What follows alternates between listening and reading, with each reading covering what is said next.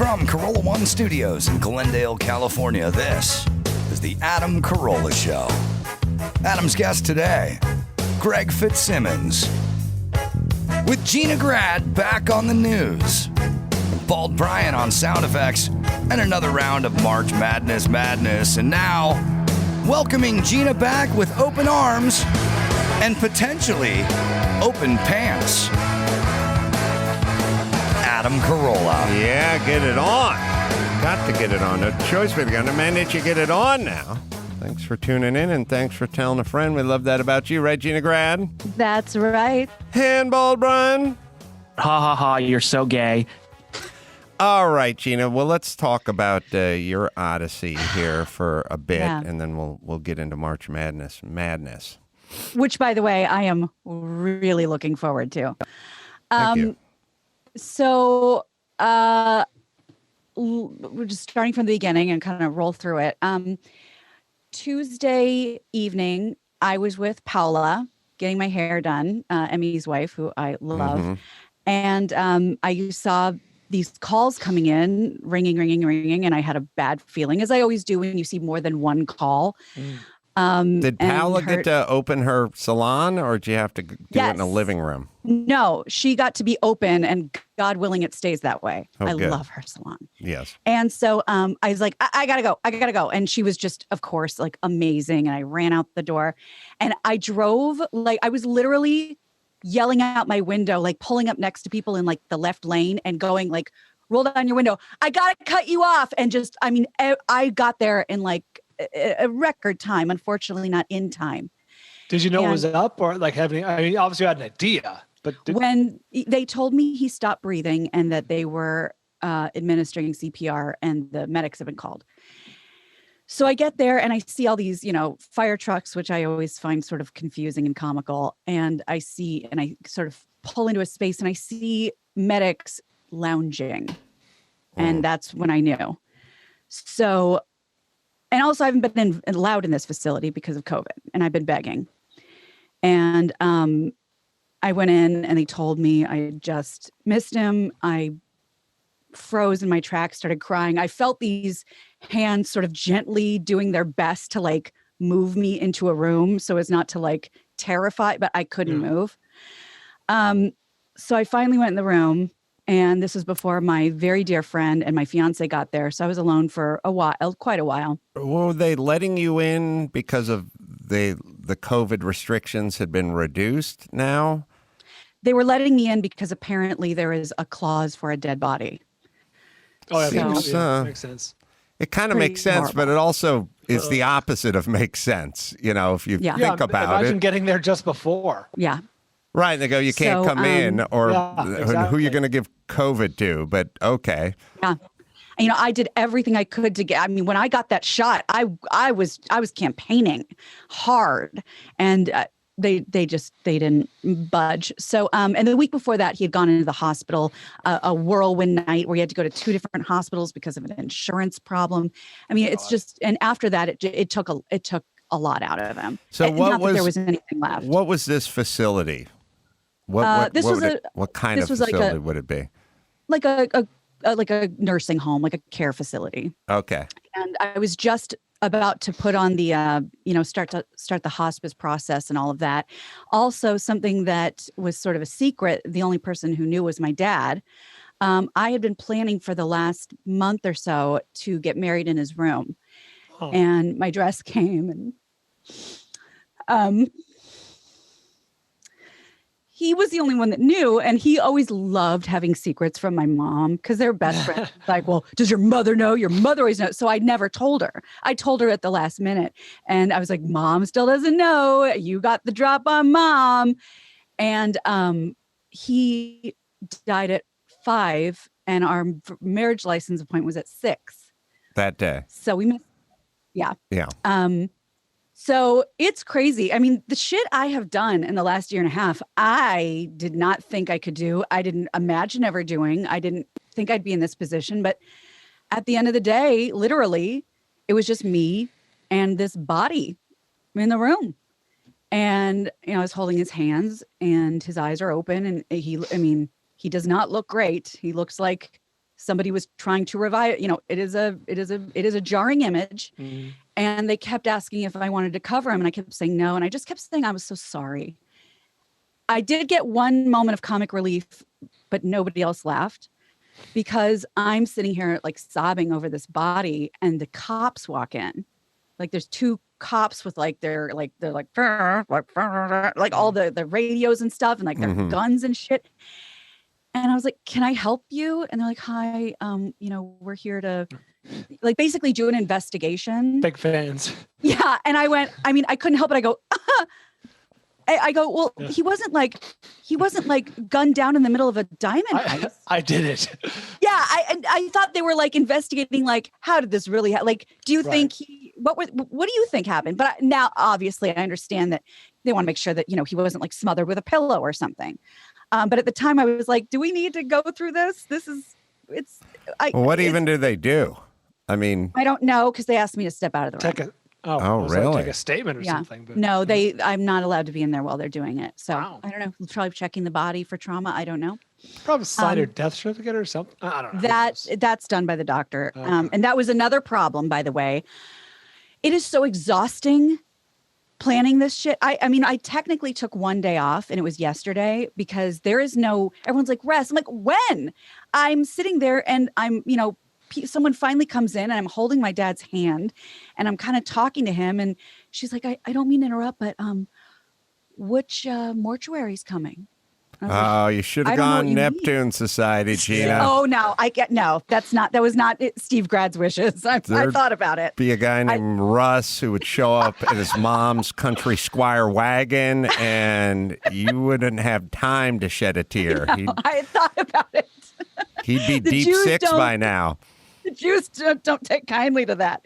So I found, you'll love this, Adam. I picked the first mortuary that came up in Van Nuys because that's apparently where all the mortuaries are in the valley. Yeah. And just had him picked up. I didn't know what to do. My friend, showed up and fiance and they cleared out the room and but I was alone and I put the sheet over his face and I'm just like, it's kind of been him and me this whole time. And I would have been upset if somebody else was there. And the last two times I actually got to see him in person was the week before when he went to the week before when he was moved into this facility. And it was very jovial.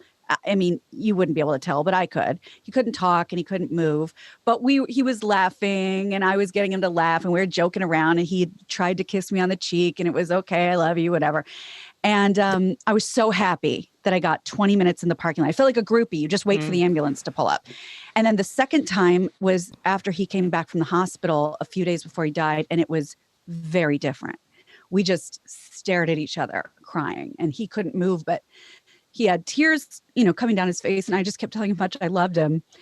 And I knew something was sort of, the wheels had started in motion. It was very cold outside. And I asked him, I'm like, okay, are you ready to go in? And he nodded his head, yes. But he turned his head and he just wanted to like take in the cars in the parking lot and look at the sky. And like, he just wanted to look around. And I kind of got the feeling like he knew he wouldn't be outside again. So that was the last time I got to see him in person. But, well, one of the scourges of this whole COVID thing is we're not allowed to go into the facilities and say goodbye to the loved ones. I mean, imagine, people don't really, it's not something we've really focused much on as in the news or as a society, but man, that is a big, big part of this. Not being able to go say goodbye, to grieve, or the person being alone, essentially. It's, we should have fucking figured that one out. Should have given you a respirator or something. If everything, if the masks are effective, then the masks are effective. Like you should have been able to go in.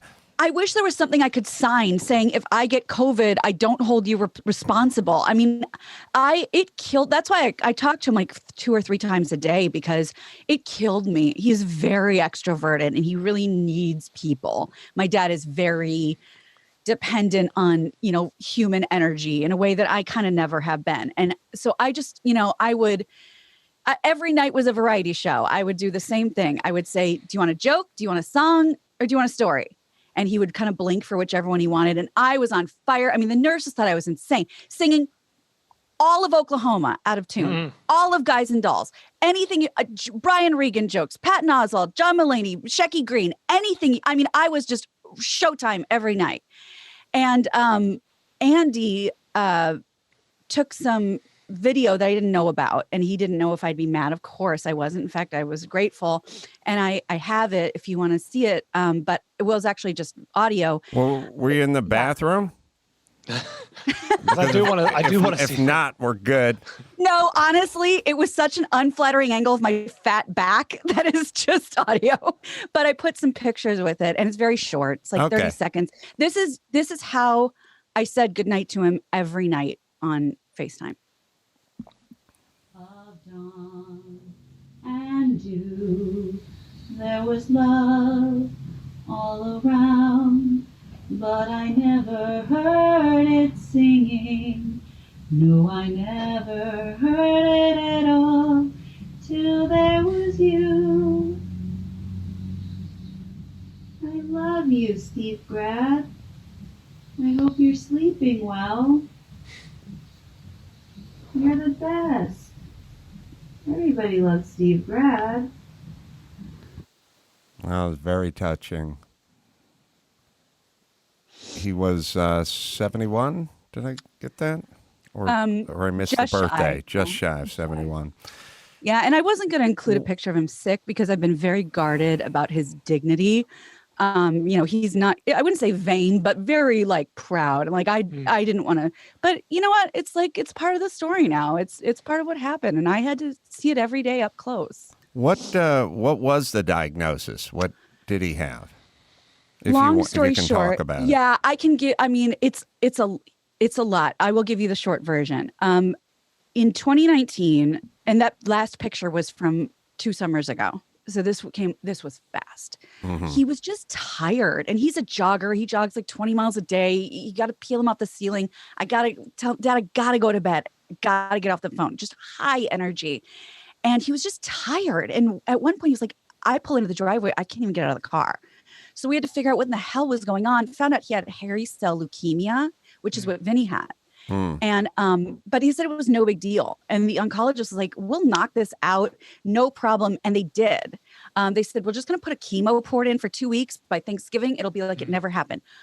Well, with his very compromised immune system in the chemo port, he got a very, very deadly virus that we all may have, and it might be passing through us, but we don't have a compromised immune system.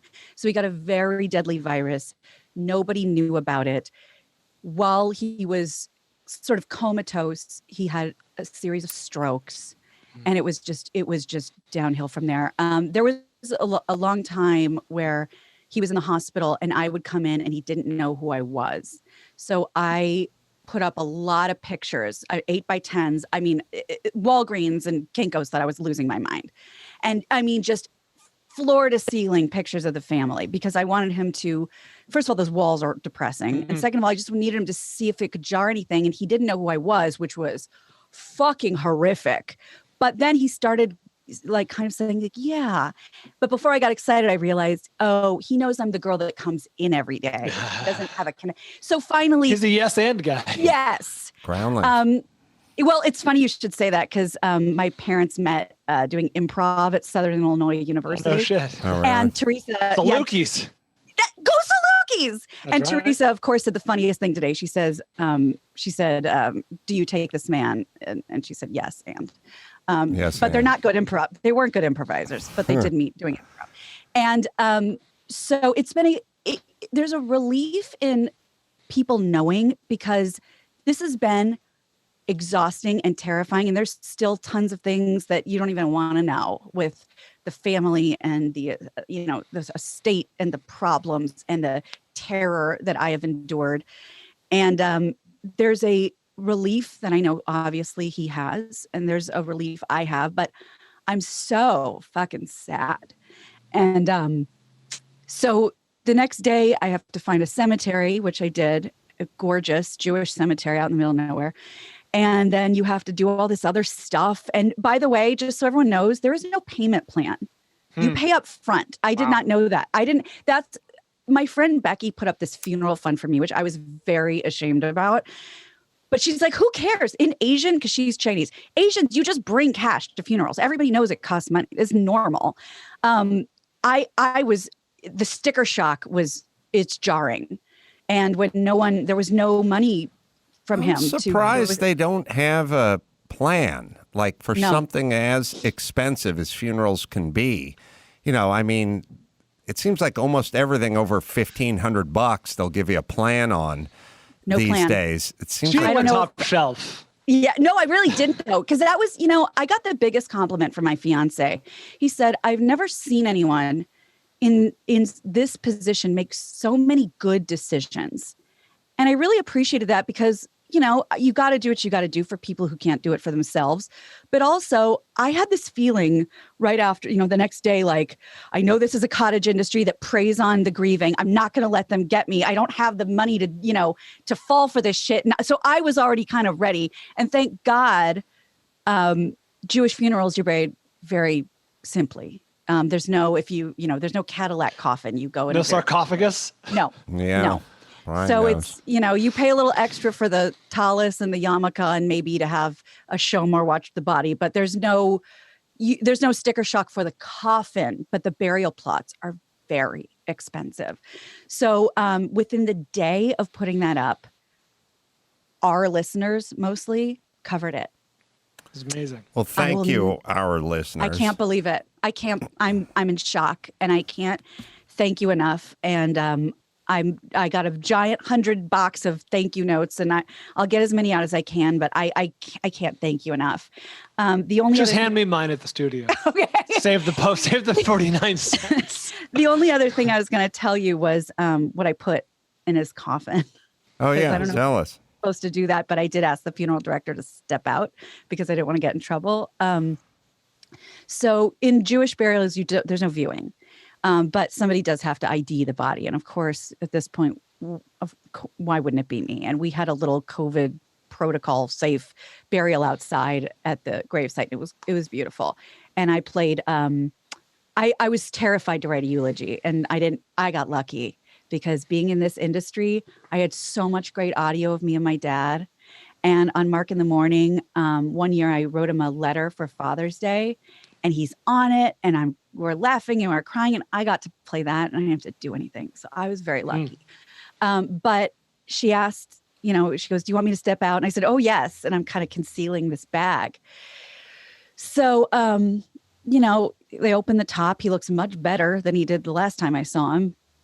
And shaved and yarmulke and tallis and the white robe that you wear for a Jewish funeral. And so I brought all the pictures from the hospital because those were the family that was surrounding him when we couldn't get in. The ones you put up on the wall. Yes. So I placed them all around him. I put in his favorite T-shirt, my Pretty Good Podcast T-shirt that he wore all the time because that was my old podcast and he was so proud. I think his Israeli Defense Force shirt, because he's real into Israel. We had to sing the Israeli national anthem at the funeral. That was his request. His Blackhawks blanket. And I got a transistor radio and I put really top shelf batteries in it with an earbud. And I changed it. I tuned it to ESPN radio, and there was a game reception on. 6 feet underground. So that'll be on for hopefully a long time because it got good batteries. And I was gonna not have an earbud, but I didn't want to scare the groundskeepers, so I put the earbud in his ear, and he can have the games until it runs out. And just on that note, really quickly, he was a savant when it came to stats, football stats, baseball, everything. When he jogged every day, he would speak out loud while he jogged doing baseball stats over and over and over. And this was very common. And he always did the legal at the end of a Major League Baseball game just to be funny. And one time I caught it. And this gives you a very good idea of my dad and the kind of person he was. And I think Kaylin has it. This was very common for us. This telecast is authorized on the express written consent of Major League Baseball. Any publication, rebroadcast, or other use of the descriptions and accounts of this game without the express written consent of Major League Baseball is prohibited. Crest is able to get rid of cavities 43% more than other toothpaste. The American Dental Association says Crest is an oral dentifrice that will clear cavities and keep your mouth fresh and clean. Use Crest. Wow. So that was kind of our relationship, and yeah. Well, look, there's I always tell people when somebody leaves us, there's especially a parent or any loved one, there's always a range. There's the range. There's some people that never met their biological dad, and then there's the people that knew them until they were 6 and they died in Vietnam or a car accident or something. Then there's the dad that's in jail or whatever it is, and then there's the ones that died your first year of college and blah, blah, blah. So, if you look at that spectrum, what you got with your dad, the years you had with your dad, the life you had with your dad, not to mention the relationship you had with your dad. Some people don't have a relationship with their dad and they're still here. But if you just took a look at that scale, you'd be way toward the right. You'd be, especially, there should be kind of an algorithm as I think about it. And the algorithm should be how long your parent lived, because at almost 70, that's a little bit younger. But the algorithm should be how long were they on the planet? And then the other factor, the other equation that should be factored in is what kind of relationship. How often did you see them? How many laughs did you have? How many ball games did you go to? How many road trips? How many vacations? How much sharing of all the potpourri of life did you have with them? And when you take those two numbers and you combine them, then you're in like the top 1 percentile. Yeah. I agree. And given that it's inevitable, everyone's parents are going to die at some point, I would definitely say through my elaborate scoring system that you are on the high end of this equation. So I agree. And just to be, fair and sort of three-dimensional, we didn't have a perfect relationship, and he wasn't a perfect dad, and he was and I, it was fraught. But well, let me adjust the score then. Well, no, but I'm going to bring you down a couple of notches. Yeah. That's okay. When I told you before, when I started therapy as an adult, the thing he said to me as I was walking to the office was, "Don't protect me." And, he got it. He got that he was a little quick to a temper sometimes, or, whatever. But our joke, which always freaked out the nurses, was before, every time I would get on FaceTime with him, and because I knew it would make him laugh, I'd say, "Well, Dad, your biggest mistake as a parent, you know what you did, and I'll never forgive you." And the nurses get all weird, but it's a joke. And I say, "You know what you did? You spared the rod." And I always point at myself and go, "So you spoiled the child." Look, because my dad loves saying, "Spare the rod, spoil the child," because he never hit us and he thought it was funny. He said, "Look at this spoiled child you have to deal with." And it always made him laugh. And Brian, I'm glad you asked me on Twitter, because people want to know if there's excess money, which it already looks like there is. And I can't believe it. What I'm going to do with it. And he is very Jewish. And I wanted to give some to the Jewish Family Services. Barbados! But also, yes, he wanted his burial in Barbados and in Atoll. But I'd like to set up eventually. My plan is to set up a broadcasting scholarship in his name. So that's my next plan. So if anyone has any experience with that, can you get in touch? Because I don't know how this works, but that's the plan. What about $22,500 and went right over the 18. All right. Well, we're glad to have you back, Gina. Sorry you had to go through it, but we're glad to have you back. I'm really glad to be here. All right, let's do March Madness now, and then we'll bring Fitz Dog in after we're done. It's time again for the big rants as we rank the rage in March Madness. Yesterday in the California conference, the LA Department of Building and Safety had their plans checked by Gavin Newsom.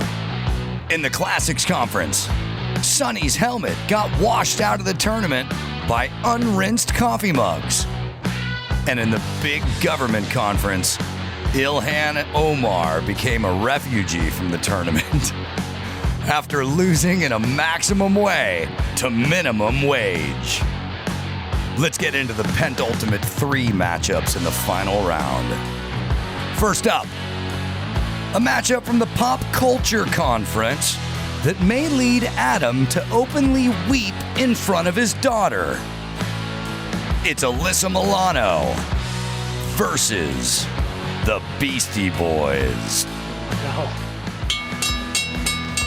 Alyssa Milano, what happened to the little cherub that delighted America with Who's the Boss all throughout the 80s and into the early 90s? Oh, how the march toward menopause can change a woman's molecular structure in her brain. I gotta say, I don't wish any ill will toward Melissa Milano, so I'm gonna word this in a very deconstructive. I'm gonna reverse engineer this. I do not wish Alyssa Milano died on her 18th birthday so I could remember her the way she was. I wish I had died on Alyssa's 18th birthday so I wouldn't have to fucking see the horrible version of a complaining shrew that she's turned into. We get it. You weep. You weep for the children on the border. You weep for the children of India. You weep for the children in Africa. You weep for gun control. You weep for legislation. You weep for systemic racism. What kind of hopper do you have for tears? What do? Drag around a fucking fish tank filled with salty water so that you can weep for every humanity? How about you weep for the ace man who's tired of watching you weep? Suck it up and get back to it, and let's not forget, I'm the boss! Wow. All right. Beastie Boys, I do this with a heavy heart because of Bald Brine over here, who just out of the frame, you can see a Beastie Boys poster in the background of his kitchen.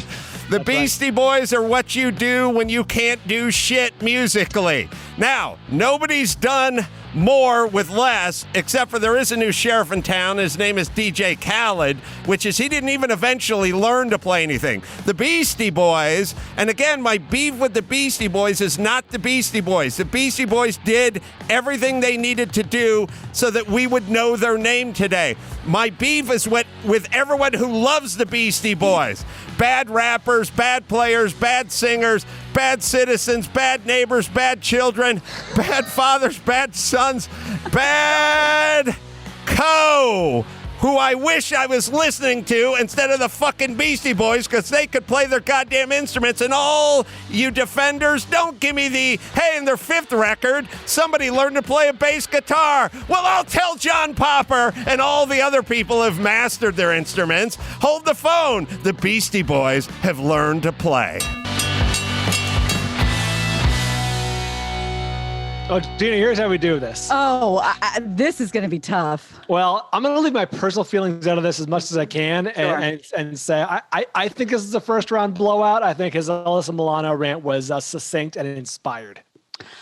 Yeah, I get it. I hear you. I did really appreciate the part where he highlighted over and over again that they can't play their instruments and we're not impressed if they eventually learn to play an instrument. But wishing death upon himself, that was good. I think is unmatched in the madness department. It's a true story. Alyssa moves on. All right, Alyssa moves on. Next up, we go to the California Conference for a battle in Los Angeles. Mayor Garcetti going up against the LAX TSA. Oh, wow. Garcetti, you sound like a paisan. Where are your fucking huevos, bitch? This guy is the chicken. Gretchen Whitmore is less a fucking chick than Mayor Garcetti is in terms of folks running the government. This guy's such a bitch. He sits there, he weeps whenever there's a prisoner let out. Some of his greatest hits are like, when these people are let out of prison and they're paroled, we owe them a debt of gratitude. Oh, really? Tell that to the fucking old woman that Bitch put a shank in her fucking neck 3 years ago. Whose fucking gratitude are we talking about? And by the way, I'm no longer going to walk when it's raining outside. I'm just going to pass through all the homeless people's tents so I don't get wet anymore. Because it is now, it's like we have filled in. There are more tents on sidewalks than there actually open sidewalks in this godforsaken city. You've been fucking running into the ground. Now, I don't know what's in it for you, and I'm not sure what your plans are, but please step aside and let anyone run Los Angeles. As a matter of fact, if you just picked up a fucking lawn dart and threw it towards Sylmar, I would take anyone who had the lawn dart sticking out of their fucking chest before I had you run this goddamn city. And in a world where everyone desecrates everything, Donald Trump's star didn't last 10 minutes on Hollywood Boulevard. Could some brave Los Angelino, nay, American, show up to LAX with a goddamn can of spray paint and fucking just draw a mustache and an arrow through the head of Garcetti on that big fucking mural of him sitting in a kayak in the middle of LA River? By the way, he's welcoming us to LA. Let's get a more accurate depiction of LA to greet us. Because if you walk into LAX as you're heading out to get onto your Uber, you would think this is a paradise filled with whitewater rafting and world-class fishing. No, it is not. Show a fucking picture of Garcetti standing there with his pants around his ankles, his thumb in his mouth, and being held up on the shoulders of a homeless family. What was the other one? Oh, LAX TSA. Oh, fucking LAX TSA. This is what happens when people can't get fired from their jobs. They start adopting attitudes, and those attitudes are never helpful, and they're never good. When is the last time somebody said, thank you, have a safe flight, come again, enjoy yourself? The LAX TSA, first off, worst job at the airport is the one who looks at your license right when you walk in, because the first thing you have to do is pull your mask down around your ankles. So that person, who evidently everyone is freaked out by COVID, every single human being that person sees drops their mask and gives them 20. Fucking drop the attitude when you drop the fucking mask. And the notion that you get to, first off, you're all morbidly obese. I don't know what's going on. I would be weighing your fucking ass in like I was a fight promoter. You guys just sit around. I think you drink and eat everything you make me throw out of my fucking bag. And could we give you guys a little lesson in math and civics? If the toothpaste says 4 ounces on it and 3/4 of it has already been used, then that's not 4 ounces of toothpaste. That's 1.25 ounces of toothpaste. But step it up. And you know what we need to do? We need to shit can one of these guys every once in a while for their fucking shit attitude, because it's what happens when people think they're fireproof. That's a first round blood match. I have thoughts. Brian, you want to go ahead? I'm leaning towards Garcetti, but those are both very inspired rants. Yeah, I think, first of all, who knows better right now than Adam what's going on at LAX, because he's flying. He knows, nobody knows the airport system right now as it is better than Adam. But I can't shake the image of Garcetti with his pants down and his ankles, thumb in his mouth being carried by a homeless person. For me, it goes to Garcetti. Garcetti it is. Garcetti it is. Find the full bracket at AdamCarolla.com and make sure to tune in tomorrow for more of the big rants. March Madness. All right. Fitzdog is waiting for us. I'll hit a spot, and then we'll bring the Fitzdog in. Super Specioso. That's what I want to talk about. Having a tough day, having a tough week, having a tough year. I got something that'll take the edge off. Kratom. It's one of a kind, all natural, super leaf, works with your body, keeps you calm, keeps you focused, keeps you energized. Have a cup of Kratom before every workout. It's good for your muscles. It's a cousin of the coffee plant that grows in Southeast Asia, used by villagers for over 100 years. Super Specioso offers the highest quality kratom at the lowest possible price, plus a 20% discount for my fans when you use the code Adam at checkout. So go to getsuperleaf.com/Adam. Get your 20% off. That's getsuperleaf.com/Adam. I was just drinking some of this before I came in. It is good stuff. Right, Dawson? These statements have not been evaluated by the FDA. This product is not intended to diagnose, treat, cure, or prevent any disease or illness. All right, we'll talk to Fitzdog, and we'll do that right after this. And now, Alcoa presents Definitely Not a Jew on the Adam Carolla Show. Dateline, Staten Island, New York. 10 individuals were arrested while hauling a load of fireworks. And 3 dead alligators. Definitely not a Jew. Fitzdog, Greg Fitzsimmons is joining us. He's got live dates coming up all over the place in Raleigh and Philadelphia and Kansas City. Gina Grad. Nice. And you can find out about all the tickets coming up all through, tonight through tomorrow night in Raleigh, North Carolina at Good Nights. And then for all the other ones, just go to Fitzdog with a Z, fitzdog.com. Good to see you, Fitzdog. How you doing, Adam? Good to see you. Bob, Brian, Hey. Gina, my condolences. I'm sorry about you. your dad passing. I went through that. I know it's tough, but how was the whole process going back? I'm so glad to be here. You have no idea. Yeah. I get right? 2 hours to kick it with you guys. This is great. Yeah. I'll go Good. back to dealing with if there's any estate paperwork after this. Fitzdog, how big a fan were you of your dad? Because I know I've heard a lot of stories, but it sounds mixed. It was mixed. I mean, I always say, my father beat me, but he beat me just right. Like, I can remember the last time he kicked the shit out of me, just being like, perfect. Yeah. He really nailed Struck it. the right tone. Just the right tone. I think any more would have been barbaric, and any less, I wouldn't be on a Zoom call with some of the top people in podcasting today right now. Wow. That's a very philosophical way to look at it. Wow.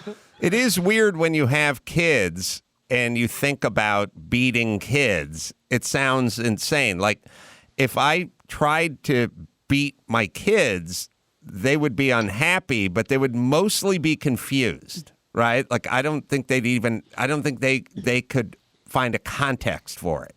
Well, it's confusing because up until that moment, you were and are responsible for their life and death. You feed them, you shelter them, you care for them, and then all of a sudden you're purposefully harming them. And that's very confusing for a kid. And like, I remember seeing, before the pandemic, I was in the Century City Mall and I saw this kid, and first of all, don't give your kid a 64-ounce Coke and a snow cone at the mall and then expect them to behave. So this kid is like a pinball running around, and then she grabs him and she starts spanking the shit out of him, but she's screaming, relax. Yeah. I see a dominatrix in his future. Yeah, right. Yeah. Nothing more soothing. I don't even discipline my kids in any way, shape, or form. I'm just too fucking lazy to even. I haven't even grounded them or given them a timeout. Like, I'm the world's laziest parent. Well, they'll keep you busy later then. Yeah, I'm sure. You'll have to kick it in when they're teenagers. But Reaping the rewards. Yeah. The worst thing is, like, I used to wrestle with my son a lot, and he was always a jock, and we'd have good wrestling matches. Like, I would always win, but I would trash talk and I would sucker punch, whatever it took. And then he got to a certain age, probably about 19, where I started to notice him pulling back. Like, he had me, and he couldn't pull the Oedipal trigger and go all the way with it. Good. That's interesting. Yeah, it's funny. My son is not a jock at all, and then my daughter turned out to be the jock. You can't plan anything. You can't work it out. I had this whole plan about everything I learned. I learned playing Pop Warner football. My son's going to play Pop Warner football, and he's going to learn all those valuable lessons that I learned out on the playing and practice field. He's learned no lessons and has no interest in playing football. What's his passion? He likes the dog. He likes his stuffies at the ripe old age of 14. Ben Shapiro.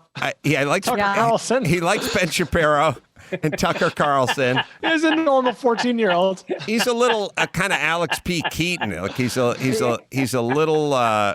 Republican who's very conservative. He likes comedy. He likes informing me that I'm nowhere near his top 10 funniest people.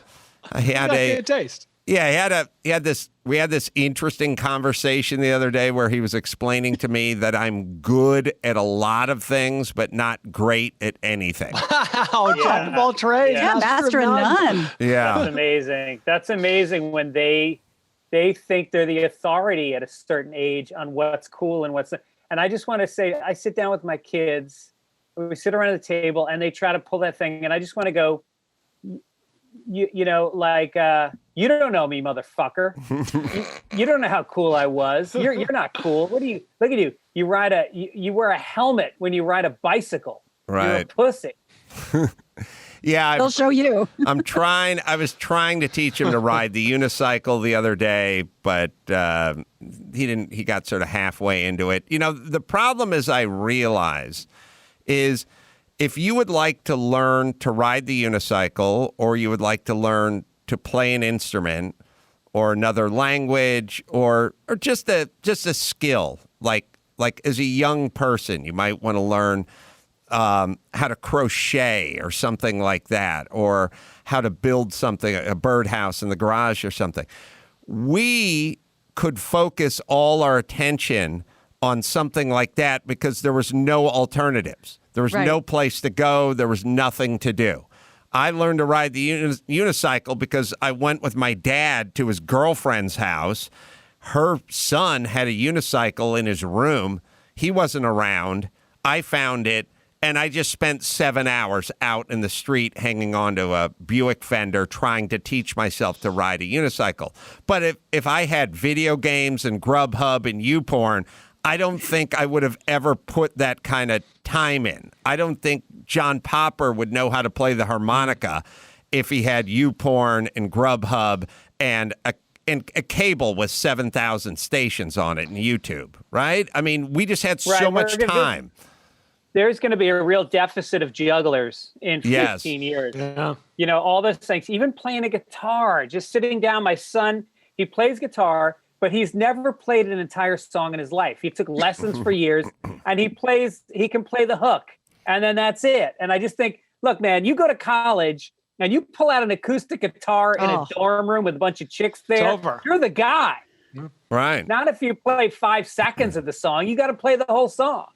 Yeah, that's a very interesting kind of metaphor for what I'm talking about, which is within the song, there's just the hook, and you just want to learn that part because there's so many distractions. And I don't know if they all have sort of attention deficit disorder, but there are so many screens, so much to look at, and so many directions to go. Like I'll find myself...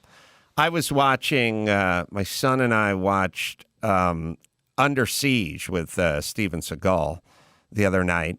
And we're sitting down in this movie theater room that I built because I have patience.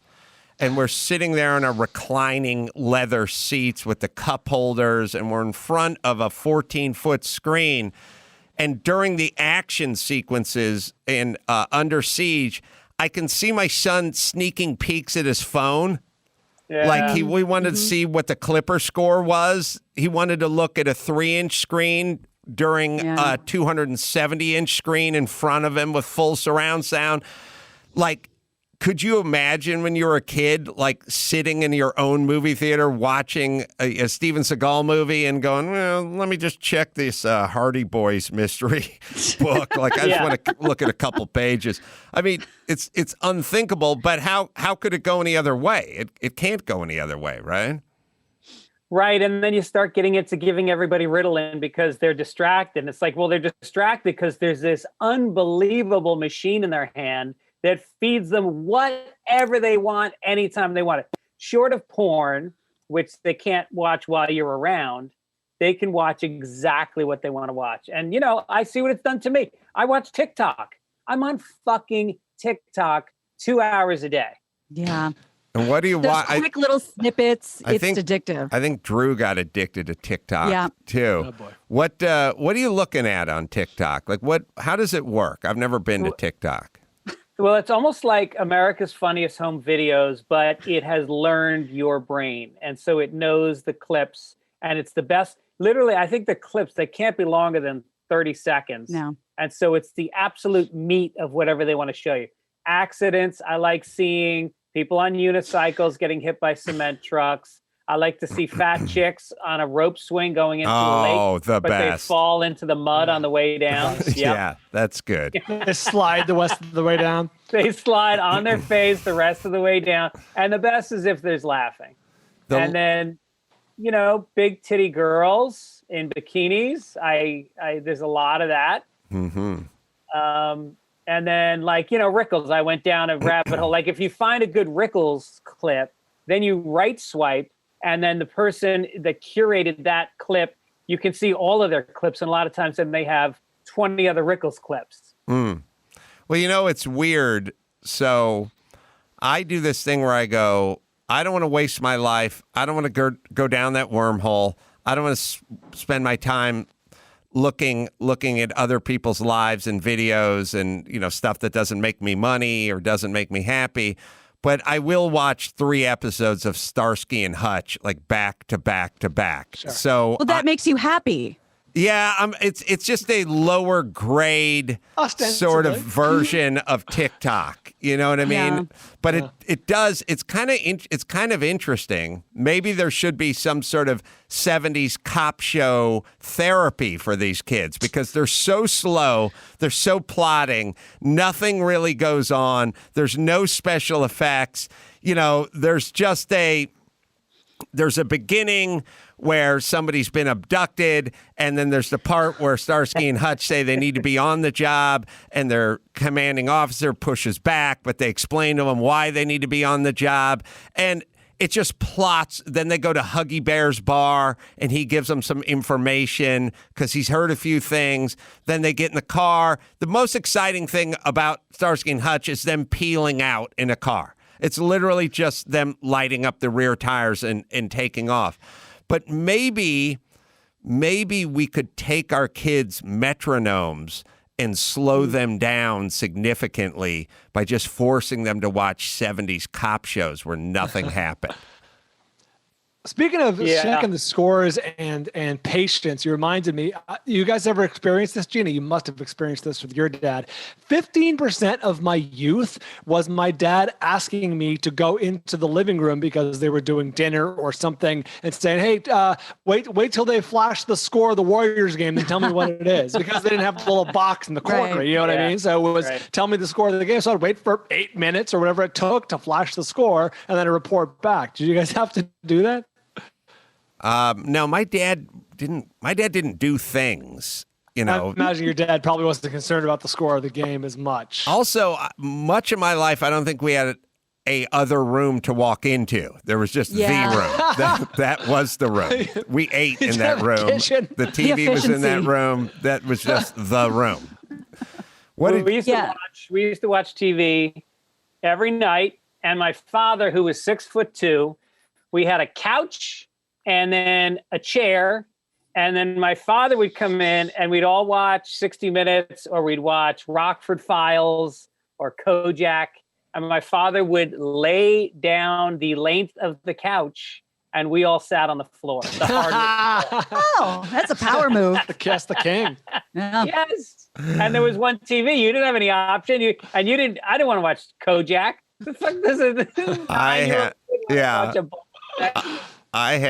I just thought of something that happened last night that would think about how far away this would be from our childhood.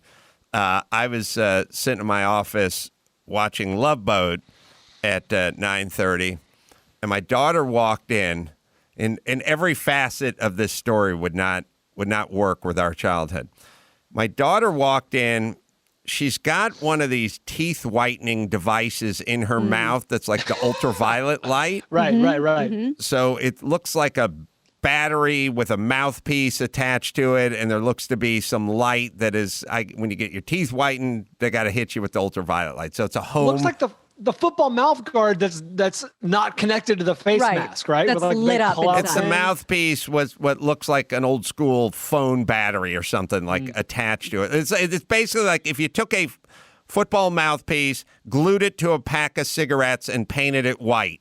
That's essentially what it would look like. So first thing, my parents would have never sprang for anything that had to do with us or teeth or whitening or, I couldn't get a fucking retainer or appearance or any of that. Number one. Number two, she stands in my office and she looks at me and then she holds her phone up, and in the computer voice that comes from the phone, the one, I don't know, Marley Matlin probably uses this when she orders food or something, like it's some program, some app on the phone, and she goes, "Can we go to the condo in Malibu in computer voice on Saturday with me and my friends?" Can we go to the condo in Malibu with me and my friends? Right. Siri asked you. I must say I kind of preferred it to her own voice. I got to be honest. I was like, oh, can we do this all the time? So I said, yes, I will take you and your friends to Malibu for the day on Saturday. And she just nodded and turned around. I don't know if the thing has a fucking thank you button or I'm proud of you, Papa. Clearly not. Evidently not. But Fuck off, old man. That's right. But I thought, what part of that would resemble any part of our childhood? I got nothing. That's living in the future. Yeah. I know. Well, having a second house. I mean, we were second homeless as kids. We didn't have that second home. It was very difficult. Well, I don't want to be a one downer, but I did live in a second house, but it was my grandmother's second house that she let us flop in because my dad and my mom couldn't get their financial shit together enough to purchase and or rent their own home. So there was a second house involved. But the problem with the second house is it sounds kind of, when you're living in the free house, like Mama's second free house, it sounds financially prudent. It sounds like, hey, we can't afford a house, and maybe we could live in a little shitty apartment in Van Nuys, but we get a house in Valley Village. But here's the problem with the free house. The problem with the free house is the person that owns it won't do anything as far as maintenance or upgrades or anything on the house, because they're like, fuck you, we bought this house to rent it out to winners, and we have our loser daughter flopping in here waiting to die. So we're losing money on this. So the person that owns the house is not going to put a coat of paint or even change a light bulb. The person that lives in the house is also not going to do anything for the house because it's not their house. Who would pay for a new roof on a house that wasn't yours? And then why would the person that owned the house pay 10 grand for a new roof, even though we needed a new roof my entire childhood? And then there's a weird vitriol part of the whole thing. Like there's a psychological, emotional part about it, because the person that owns the house is pissed that the person that's living in the house lives there for free and still has a shitty attitude about them. Mm-hmm. Yeah. They can't fucking stand that. And then if the person that owns the house starts asking for some rent, then the kid who basically just goes, hey, I'm damaged goods. You're the one who fucked me up. That's why I can't afford an apartment. Then they get irate about the person wanting rent from them after psychologically scarring them. It is the worst. It is lose fucking lose. Yeah, my wife had her parents split up, and they had a second apartment when they split up. You know, the second wife had a place that opened up. And so they let Erin stay there. It was on the Upper West Side in New York. And it was great. It was a 3-bedroom apartment. Terrific. She was there with her 2 stepbrothers, except then the new wife would just she was a hippie. She was like a real hippie, like down in Nicaragua with the freedom fighters, and like went to Castro, and it went to Cuba, knew Castro. So like a Cuban bongo player would just show up one day expecting to crash for 3 weeks, possibly wanted by the law, definitely has his own wok and is making weird Cuban food. And you can't say anything. You just got to let this guy living in the living room. And then a second guy shows up. You're hiding your wallet. So yeah, you don't want the privileges that the owner gets on the place you're living. Yeah, I've we all kind of have this. We long for free shit. Like we think free shit is good. We're all kind of internally wired for free shit, but it doesn't work out most of the time. It doesn't. And like I will tell people if I'm asking them to do something or help me with something, like sometimes you'll say to somebody like, could you edit this shit together for me or something? And they'll go, yeah, no problem. I'll buff you out. I'll handle it. I go, I want to pay you. And they go, no, I'll do it for free. I'll do it for free. And I go, no, I want to pay you because I want to tell you what to do, when to do it. And I don't want to talk to you in 3 weeks and go, hey man, I'm really slammed, but I'll get around to it. Like free isn't free, I guess is the message. As the great Charlie Sheen once said, you don't pay a prostitute to come over, you pay her to leave. That's right. We got someone who wants to express their appreciation for Fitzdog's humor. We got someone else who wants to welcome back Gina Grad and talk to me about playing shows in Kansas City. I'll tell you what, let me hit a spot. We'll take a quick break and we'll come back. We'll take those calls. First, let me hit Geico. Do you own, do you rent? Well, you do one or the other, unless you're my mom. You want a bundle? Good. Get your homeowners or renters policy and put it together with your automotive policy. It's a good thing, too, because you have so much to do around the house already. So just go to geico.com, get a quote, see just how much you could save. Geico makes it that easy to save at Geico. That is geico.com. All right, we'll take a quick break. We'll come back with some calls and Fitzdog right after this.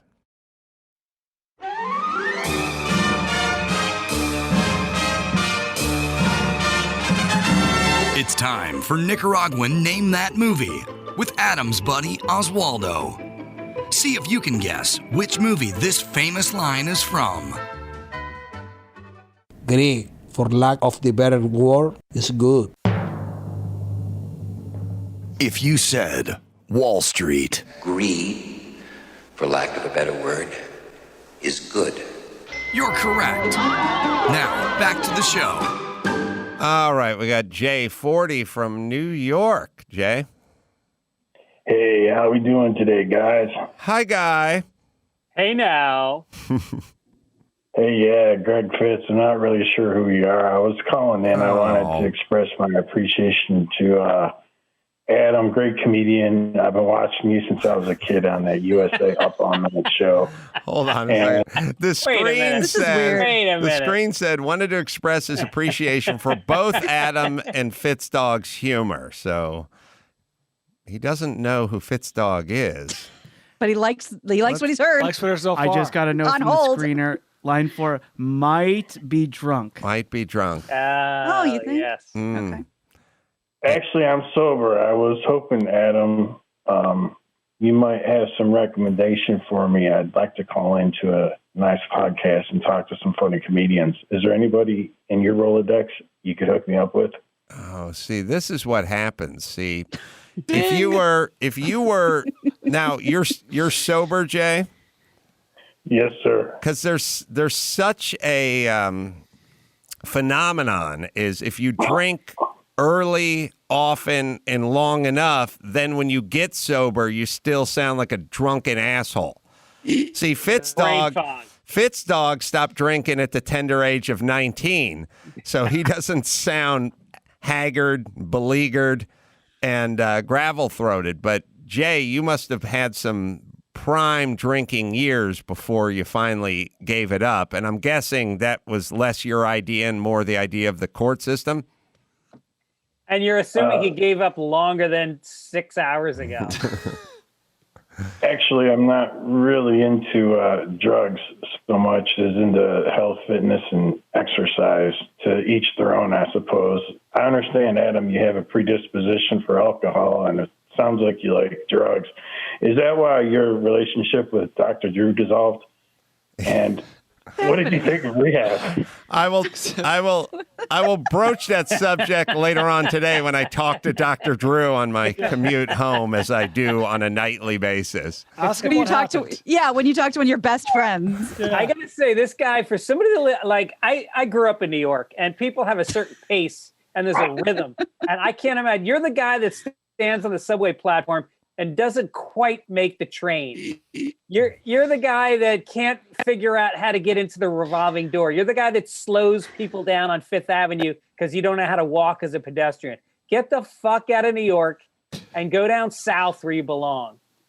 Actually, sir, I'm kind of like the guy on the train who closes the door on it just before you get in, or the guy who runs you over when you're in the bike lane where you shouldn't be when I'm just trying to save the earth here.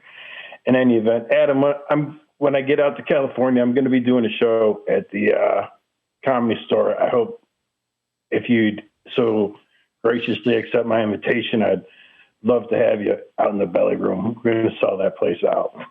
You're going to sell out a 35-seat room? He's going to sell out a 35-seat room that's been closed for 11 months. Dare to dream. But he's got a date there somehow. Well, maybe he was trying to get into the Comedy Store pre-COVID for the last 7 years, and now that they've closed down, he got a call from the booker saying, we do have an opening. Hey, I'll have my people get in touch with you. Thanks for your time, guys. In all realness, I appreciate your show. You guys are funny. Have a great day, everyone. Thanks, Jay. Thank you. There's an interesting... let's examine this thing, because... Fitzdog, you go on the road, I go on the road. We run into these dudes. We've not really talked about this dude. The dude, and I feel like I went to high school with a couple of these dudes. Like, it's a real dude trait. They show up, they do some weird ball busting, but it's not really good-natured or funny. It's just more ball busting minus the kind of, it's not a Jeff Rossi kind of aforementioned Don Rickles kind of ball busting. It's just a sort of crude, uneducated blue-collar ball busting. They'll do that for a while. And then at the end, they'll go, no, but seriously, man, I dig your scene. Can we get a picture? And it's like, I just give you a hard time. Yeah, why do we do that? Whenever they have to say, I'm just joking, man. I'm just joking, man. You're a good guy. You're describing 10% of my Twitter followers. Right. Also, is that ever really an excuse? Like, I'm just giving you a hard time. Well, times are hard enough. I could do without a harder time. Like honestly, if I was walking with a bag of groceries and you pulled them out of my hands and you just threw them on the ground, that would be giving me a hard time. But it's not like I would appreciate it at the end, or like when you apologize. I mean, why should in a time that's hard already, why do we need I'm just giving you a hard time? And then when you're at your level, Adam, in show business, which is somewhere on the ladder. You're on the ladder, right? I feel like I'm holding the ladder for other successful people. I'm bracing. They're getting, but they're getting my Frisbee off the roof. So, who's the winner here? All right, so you're holding the ladder, and you're the guy that if they do that, you have to be nice no matter what. Otherwise, I went up to Adam, and he was with his 2 kids, and they were getting ice cream, and I wanted a selfie, and the guy was a total dick. And what you did was you said, thank you, but I'm with my kids right now. I don't want to take a picture. That's all you did. Well, I know Fitzdog always has a story chambered about a drunken fan and a situation. I was just thinking about this when I was talking to Albert Brooks during a Carolla Classics that we played a couple of weeks ago, because such a I'm such a fan of Albert Brooks, but he was talking about the, I think he called it the CompuSalt, which is everything. Complisalt, yeah. Yeah, but he called it CompuSalt for some reason. It sounded like a Complisalt, but I've always heard you refer to it as a CompuSalt. That's what he called it, but I don't know. We can listen to it. Either way, I didn't want to slow down the conversation, but he said his conversations start good, and then they devolve into an insult. So it starts with, I really loved Lost in America. And then at some point they go, mother, not your best work, and it starts to go down that road. I told the story where I was standing in front of the El Capitan Theater. I was walking from Jimmy Kimmel's office to like the Starbucks on the corner. And a couple of women came up to me giddy. They were like tourists walking up and down, the Hollywood Way there. Not Hollywood Way, but Boulevard. Hollywood Walk of Stars. Yeah. And it's the Man Show guy. It's the Man Show guy. It's a Man Show guy. Oh, he called it Complisalt. Yeah, I guess that's right. Well, let me hear him say it. I don't know why it bothered me. But all right. So they came up to me and they said, can we get a picture? And I said, absolutely. And they said, our husbands are huge fans of The Man Show. And I said, well, fantastic. Let's take a picture. And then they paused and they went, we're not really as big of fans, obviously, of The Man Show. And I was like, okay. And then they said, and it also seemed a little degrading to women. So obviously we didn't enjoy it, but our husbands did. And I was like, okay. And then they got to about the third part where they really didn't like my work, and I just said, "No picture. I'm now leaving." And they were gobsmacked by them. They're like, "What? What's going on? Like, what's? Yeah. I have no context for it. Now you're walking away. What is this? This is an attack." It's like you gave 3 verbal attacks. Like these were 3 put downs in a row, and my policy is I don't wait for the 4th, and I just left. I had this guy come up to me. I was in the airport, and this kind of husky, nerdy looking dude comes running up to me, and he goes, "There you are, Craig Fitzsimmons." And I go, "What do you mean, there I am?" He goes, "I knew you were nearby because I was looking for Wi-Fi on my phone, and under personal hotspots, it said Greg Fitzsimmons iPhone. So I knew you were around here somewhere. I looked all over, and there you are." And I was like, "Get the fuck away from me." Wow. And I burned the phone. I burned it. We have Jack Bauer after a failed mission. We have Albert Brooks saying Complisalt. I have a word for that. I have a word for that. It's called Complisalts. Yes, it is Complisalt. Complisalt. There you go. Yeah, but super funny, dude. All right, let's see. Let's try another call. Chris from Kansas City, Gina Grad. Oh. Chris, 58, Kansas City. Hey, Adam, enjoy the show. Hey, first, let me give you a quick shout-out to Gina. So sorry you lost your dad, Gina. He was a fine sports anchor here in Kansas City. We enjoyed him here, and I know the end of his life wasn't great, and I'm just so sorry you lost him. I know he meant a lot to you, and your friends in Kansas City are thinking about you, okay? Oh, thank you. I can't tell you what that means. He did have a great career in KC, and I really appreciate that. Thank you. Right. Hey, Adam, your show, you're coming here the second weekend of September, and I want to get you fired up for that. I think it's going to be a great weekend in Kansas City when you're here. That should be NFL opening weekend. Ooh. And you're here the Friday of NFL opening weekend, and I anticipate the Chiefs having a home game that weekend.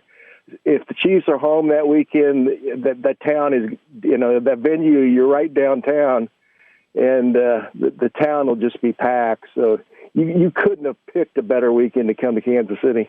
I can pick a better weekend. The better weekend would be April 29th through May 1st. Oh, that's right. true. Kansas City, yeah. Which venue is he going to be at in the fall?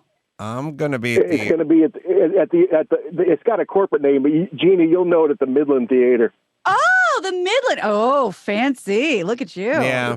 I told August nothing fancy, fair to Midland, so he picked the Midland one out. Arvest Bank Theater once the corporation took it over, and I had this thought, Fitzdog. I'll be transparent here.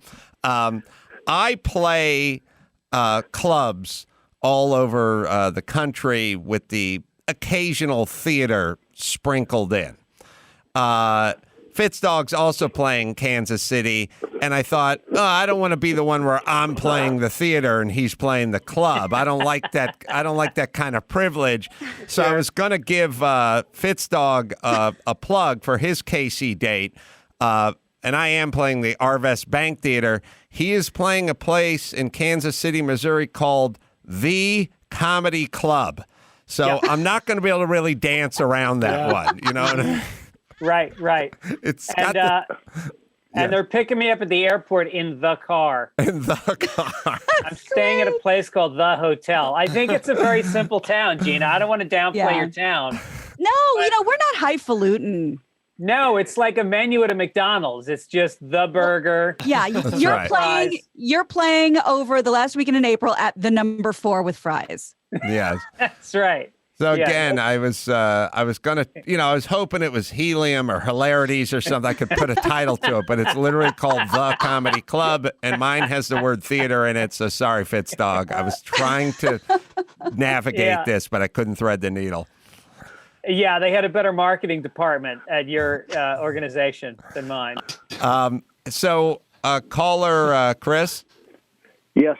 Why don't you go see Fitzdog on the 29th through May 1st, and then you can come out and see me September 11th. I'll look into that. I've never been to his comedy club, but that doesn't mean it's not a great place. And no, this is a good party town. Both of you guys will like it here. So.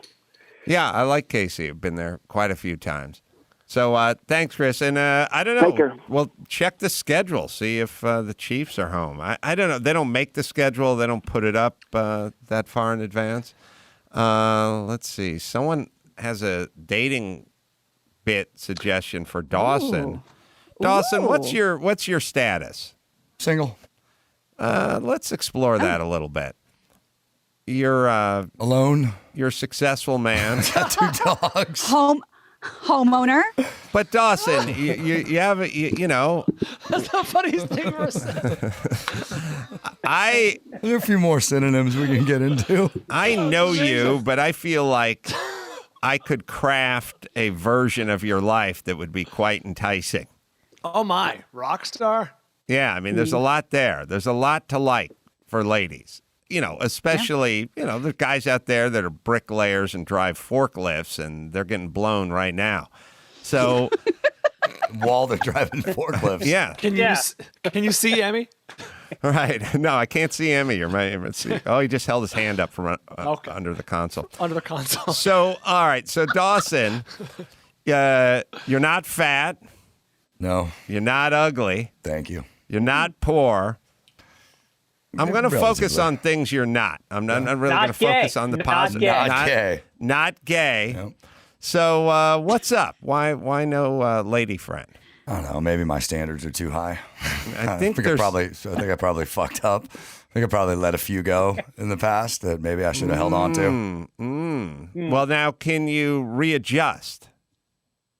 You know what I mean? Can you recalibrate?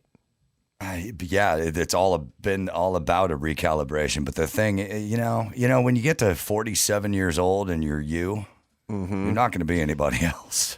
No, I'm not talking about you changing. I'm talking about you sort of changing your expectations of like dating Lisa Loeb, for instance, versus, chick that works over at the Walgreens, Yeah, look, I mean, I don't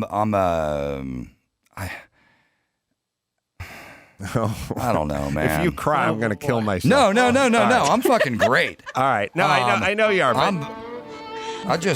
Maybe I don't know. Here's the thing. When girl. I get married, it will be the end. That's it. When I get married, it's once, it's forever, it's done. And I'm going to make sure that the woman who that is exactly who I want to sleep with for the rest of my life. Mm-hmm. Let me speak on Dawson's behalf. Right. He's a romantic. He writes love songs, and he's a performer. He's a musician. He cooks. I know he got recipes. He's got Nana's recipes. Nana. Yeah, I've been over to Dawson's place back in the past. He had a bocce ball court set up that he made in his backyard. Like he's a bit of your Renaissance man, Adam. He's a bit of a romantic. I agree, and I'll take the baton from you and say that not only is he super funny. He's super easy on the eyes. Dawson, a very handsome fella and very, very sweet. I don't want to be blowing your cover, but very cares about his friends, really a solid, loyal guy. What's not to love? Yeah, no, here's let's kind of break this down, because I used to have some sort of algorithm for it when I used to do Loveline a million years ago. You have to kind of figure out your number. Your number is an aesthetic, meets how much is your annual paycheck, meets, what kind of car do you drive, meets how good a sense of humor do you have, meets, what do you look like in swim trunks. There's a bunch of numbers that have to kind of, a bunch of different evaluations that need to kind of go into your overall number. So you take Gisele Bündchen, and Gisele Bündchen is spectacular looking in her bikini, and she makes $53 million a year. So she's high on this meter. You know what I mean? Or like Clooney, good looking, charming, sense of humor, rich. Perfect example. So now you have them. So she's going to date an NFL player, but she's not going to date Tony Saragusa, for example, who's doing diaper commercials or something. No, she's gonna be with Tom Brady, because Tom Brady's number, he's tall, he's got 7 Super Bowl rings, he makes an annual paycheck of $30 million a year. So we got 2 very high numbered people together, right? And then you take Clooney. Clooney does not swim in the celebrity pond. He goes over to the professional pool, right? Mm-hmm. And then he gets a maul. She's beautiful, and she's a human rights lawyer, and she's put together, but you should admire her wisdom and her wit as much as her look, Cultured. So he then goes and draws from the professional pool, but you could say they're all kind of hovering around the same number. I mean, whose number's higher, Brady or Gisele Bündchen? It's I don't know. It's a draw. No fucking idea. They're both numbers of 10, right? So you have to draw from the pool that's commensurate with your number, if you think about it, right? Now, every once in a while, we'll see a non-numbers matching situation, Tom Green will bag Drew Barrymore or something, but it never lasts. Lyle Lovett and Julia Roberts. It can't last. You don't want that relationship, because then you can't relax. You can't be yourself, because you got to be on your A game. You got to wake up, make her breakfast, give her a foot rub. Yes, you do. You gotta listen. That's no way to live. Oh yeah, no, that's a date somebody that you're better than, and then just kick back and watch them hustle. Listening. We have an in-house example. I was going to say you have a Brian Christie situation, and someone's always working. Listening's a slow death. I agree with Fitzdog. So now here's what you want. You want whatever your number is. You would like to notch up a little bit from your number, but you don't want to leap up from your number, because she or he is going to have a lot of options. And then once you start in with your shit, you've been in your bathrobe watching Starsky and Hutch all day, then there's going to be a situation, right? So we don't want that. So what you need to do is you need to figure out what your number is realistically, and then you need to go draw from the pool. If you're a 7, go to the 7.5 pool and throw your line in that water. Don't go to the 9 pool. You may pull something out. You may be able to gaffer on deck, but it's not going to last. Okay. And conversely, realistically assess yourself. Like if you're a 7, don't go down to the 4 pool. You can do a 7, 7.7, 7, 8. So you got to get that number down. And once you get that number down, then you can go to the pool. Now, Dawson comes in a respectable number. 7. All right. But he's going up to the 9 and 10 pool. He's waiting around the 9 and the 10 pool. Now the water's warm there. But the problem is there's a lot of waiting by the 9 and 10 pool. Waiting. You want to wade into the 3 and 4 pool, you can do that tonight. See, that's how that works. So what I'm saying to you is once you get your number down, we'll just say it for argument's sake, we'll say it's a 7. Dawson, you need to move laterally over to the 7 pool and not up to the 9 pool because that's where these long delays are coming from. And according to your quotient, could I suggest this theorem is if he wants to end up at a 7.7, right? Find traits that are 9s, like maybe a girl that's got a beautiful face, good rack, she earns 6 figures. No gag reflex and an oral fixation. That's right. All of that, but one of her legs is shorter than the other, which skyrockets. Yes. Right. Yeah. Through the basement floor. That doesn't matter to you, and grab it in exchange for the higher levels in the other categories. Find the distressed property. Yeah. Find a burn victim. What Fitzdog is saying is you got $500 to spend on a dishwasher. You could get the Sears Whirlpool one in pristine condition, or the Fisher Paykel one, which is $1,300, but there's a dent in the side of it. I'm all about the out-of-box unit. I got no problem with that. Find yourself the floor model. Yeah, get the floor model. Get the showroom, yes. Exactly. Yeah. Hold on, are we talking about appliances now? Because I've kind of lost my train of thought here. A ding in the dishwasher. So Dawson, what you want to find is that dinged dishwasher that's floating around in the 7 and 8 pool. You know what I mean? Yeah, what can you put up with? What can you put up with a flat chest? Can you put up with a bad laugh? There could be a girl, looks great on paper, great on Tinder. You swipe left, you take her out. The first joke you crack, she laughs. Check. Right. If that matters to you. Yes. You can't have that. You can't. It's like a witch's laugh. No, what is there? Go ahead. Is there something you absolutely can't abide by? Like, what is your thing? Oh, no, okay. I'm open to anything. I you know, I'm easy. I'm really an easy guy. But now, with the COVID and everything, and I've recently grown a mustache that I've personally fallen in love with, and I'm never going back. Yeah, well, we might have to adjust your score. And I think I'm gonna. I think that turns. The dudes love it. I know. Dudes are like, that's a great stash, bro, because they know they got a better chance of getting laid than I do now. But here, they're trying to put a dent in your Fisher Paykel. But let me say, the problem with the mustache on Dawson is you smoke a lot, so that's always going to have the ashtray smell there. So you're going to that may be a deal breaker. Or I could just wash my face like I do, and then it's all right. All right. So you marry up that smoky mustache with the T-shirt that Dawson has that calls Hillary Clinton a cunt. Yeah, and, it sends the girls away. Yeah, that shirt it's a riddle. It's the I love country music. Oh, yes, that's it. It is a classic. All right, so Dawson, have you been guilty of hanging around the 9 and 10 pool?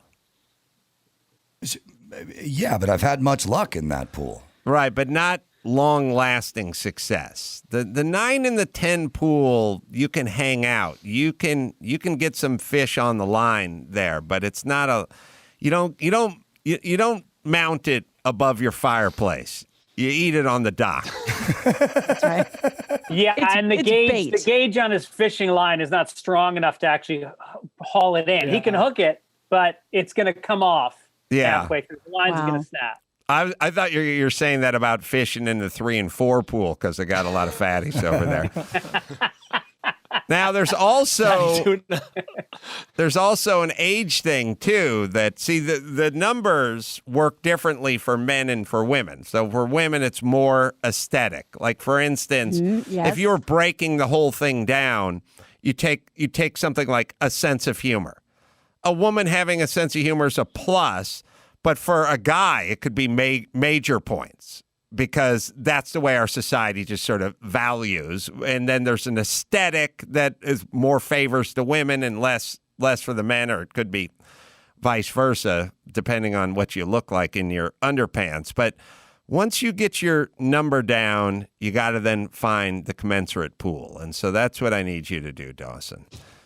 Okay. Can I suggest, Adam, in extending your brand, as you have so well over the years, that you come up with an app where somebody can input maybe 50 different traits and come up with a number?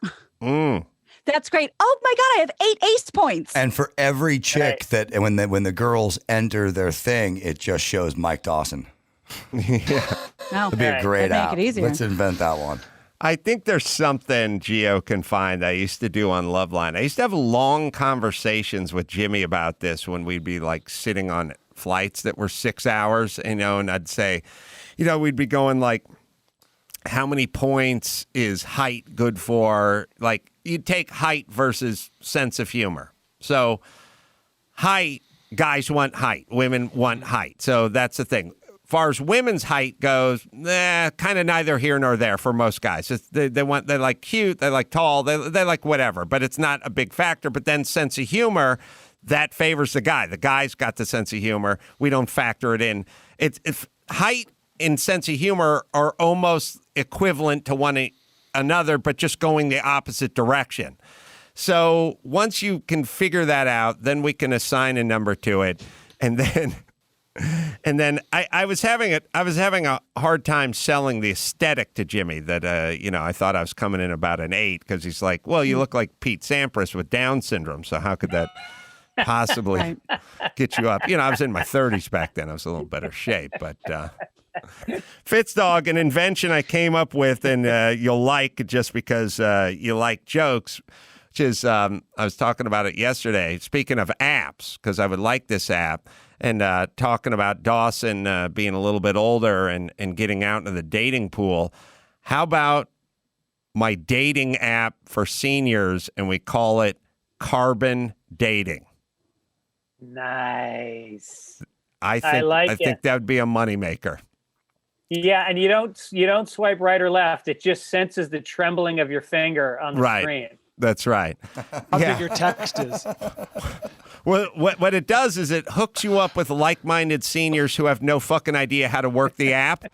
Yeah. So there is nothing you have to do. We just find other people that are confounded by it. What the fuck? Where are the buttons? Yeah, right. The app is only Jitterbug compatible. Exactly. It doesn't come on iOS work or on an Android. iPhone. It's only Jitterbug. Yeah. You would never get laid because they would always think it was the first date. That's right. All right.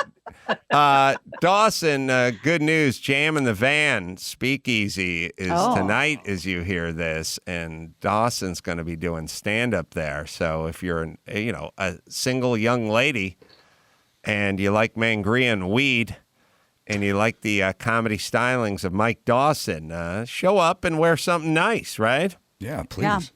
I will make you laugh. I guarantee you. That'll be Dawson. Adam Ray will be there. Max Apatis band. Loxy's going to be playing. You will either laugh with me or at me. Either way, you're going to be laughing. All right, let's take ourselves a break. We'll come back and we'll do the news with Gina Grad. Give me the news with Grad. News with Gina Grad. Breaking, viral, weird crime, protest, politics. Give me news with Gina Grad. Stuff they saw on TMZ. Joe Biden, Kamala. Meet news with Gina Grad.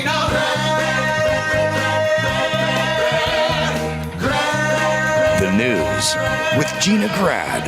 Ooh la la. Wow. Everybody stop what you're doing. Yeah, somebody, who put that picture up? Max Pata? Yeah. Yeah, that's me when I used to I'm just box. saying. I think an 8 or a 9 is. I think that's low for this picture. This picture looked pretty damn good. Well, I went from my whole life. I had 3 things going. I was a boxing instructor, I was a carpenter, and I was flat out poor. All those things lead to a good-looking physique. because all you're doing all day is you're on your feet, you're teaching boxing, you're swinging a hammer, and you have no fucking money for food. Yeah. Now I just sit around and bloviate into a microphone all the time and go, when did the Norms truck show up? Where's the Norms truck? They were gonna, and people just. Once you become me, people just give you food all the time. They just hand you. We went to Reno. We had cabbage. We had stuffed cabbage and people bake you pineapple upside down. Polish goulash and the food now I sit around all day and complain, and people hand me food. So there's a little departure in the physique, you know. That reminds me. I just got to. I'm sorry. I got to remind myself tomorrow, or I can do it after the show today, maybe. My friend Eden, that runs Eden's Hungarian, sent a bunch of food over for me, and I have goulash and corn dumplings for your beef goulash. So I'll shoot those over either today or tomorrow. And I do want to thank Norms, because Norms did bring their truck over and make everyone breakfast this morning in the parking lot. So I couldn't even get in the building without running into hash browns. So a little departure. Mm-hmm. Yeah. Real hash browns, not home fries or cottage fries. Real hash browns. Yeah. Yes, buddy. I used to. And so I went from all that to going and doing radio. And then, and when you do radio, all you do is think about where you're going to lunch. You know, like that's all Jimmy and I would do, is like sit around like, what time is it? It's 9:15. All right. Well, we're around lunch, right? Where do you want to go? Should we go to Bob's Big Boy? Like, radio's got to be the worst for food, right? 100%. Oh, yeah. Writing on a TV show also is a lot of sitting around a table and you comfort eat. Yes. And they send out for food for you, and they keep all the candy bowls full on the table because they want you jacked up so you'll write more. Oh, and when you're writing, it's kind of a weird thing. You sit in a room with a bunch of other guys, and all you want to do is get up and walk around. So you go, I'm going to go to the kitchen, and you announce you're going to make some tea, but you're really going to get a handful of peanut M&Ms and a soda, and then you come back again, and then you sit around for 45 minutes, and you go, I got to stretch my legs, and there's just kitchens just filled with food, and there's always the big bagel platter that's there in the morning. And there's also, every time something goes well, like you get some good ratings or you finish the season, the network or the studio sends a basket of muffins. There's always a basket of muffins, and they're the best, cookies or muffins in Hollywood. If you're anywhere near the Valley when this is happening, when I used to work at a casting studio, every time somebody would book the job, they would send Snookies cookies and like a bucket of ice cold milk. Hollywood's interesting because there's really the two things that'll kill your career is you getting fat or you turning into a drunk. But every good deed is rewarded with either booze or muffins. It's either a wicker basket filled with carbohydrates or a bottle of Johnny Walker Black Label. So it's a weird message to send to the folks. But all right, Gina, go ahead. Sorry. All right. Well, start out with some pretty big news. The Supreme Court announced Monday that it's considering whether to reinstate the death penalty for the Tsarnaev brother. He was one of two responsible for the Boston Marathon bombing. Fox News reports that the brother was killed. But they killed or injured 264 people at the marathon. Dzhokhar is the brother that's still alive, was ultimately convicted after his brother was killed in a shootout with police 4 days later. In July 2020, the first U.S. Circuit Court of Appeals in Boston found that prospective jurors had not been properly vetted and overturned the death penalty sentence handed to Tsarnaev in 2015. But in August of 2020, the DOJ, under former President Trump, brought the case to the Supreme Court, and on Monday they agreed to hear the case in the fall of this year. I think that if you're going to give the death penalty for a crime, the penalty should be a reflection of what they did wrong. So if you stab somebody to death, you should be stabbed to death. So an eye for an eye. This guy should have to run 26 miles, and then we blow him up at the end. Perfect. With a pressure cooker and pellets. We get a crock pot. We put some ball bearings in it. God. I know. I mean, put it at the fucking start of the race. Jesus Christ. I mean, or you know what? Or don't do it at all. But what I'm saying, that's the other option. Yeah. I'll put that out there. You know, I don't want to get attacked on Twitter. But if in fact you are hell bent on doing this, don't do it. Or do it at the end of a half marathon. Or do it at the end of a 10K. So the fucking end, the worst. Yeah. And also, it strikes me that his brother died in a shootout in a boat, right? Yes, in like a backyard. But the not boat, like at sea. The boat was in someone's backyard. Yeah. Which is not nearly as romantic as a, naval shootout. You know what I mean? Yellow bullets. Yeah. Yeah, that's no master and commander there. That's just you in some white trash guy's backyard with a bass boat. I think he was like hiding in the boat. I was there. I was in Boston at the time doing shows, and it happened like on a Friday, Thursday or Friday, and I sat in lockdown in downtown Boston. The streets were dead empty because the guy was on the run. And so the only thing open was Dunkin' Donuts. So 3 meals a day, I was getting those horrible fucking egg sandwiches. And it was just cops on the street and me. That was it.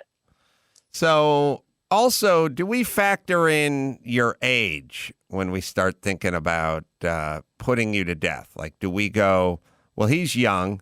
He was the guy who was like on the cover of Rolling Stone, right?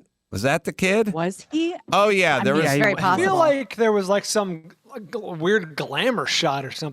There was a controversy because they put kind of a Tiger Beat picture of him on the cover of Rolling Stone, and chicks were swooning. It was like, how could this boy do this? Yeah, it could have been Lenny Kravitz. No, I remember this. It was like, how could this boy be turned to this or something? Yeah, I know. Oh my God, look at that. Yeah. I know. It guy looks like a rock star. So, look, here's... yeah, there you go. Damn. Yeah, how popular, right under On the Bus with Willie Nelson. Right. He does look like he's supposed to be a rock star. Yeah. It would be confusing for like a distant relative who didn't have cable TV to like wander into a 7-Eleven a month later and go, oh, my boy, he's made it. He's made it. He's a rapper known as the Bomber? Yes. So wander in, he works there. Yeah. Oh, come on, Fitzdog. We don't. Come on. So the question then is like, do we factor in age? Like you go, well, is he going to write books from prison? Is he going to get married? Is he going to sire kids? Just to clarify, because most people, when they say they're factoring in age, it's because, they have a chance to turn it around. That's not what you're saying. You don't want him to get the benefits of all those extra years, right?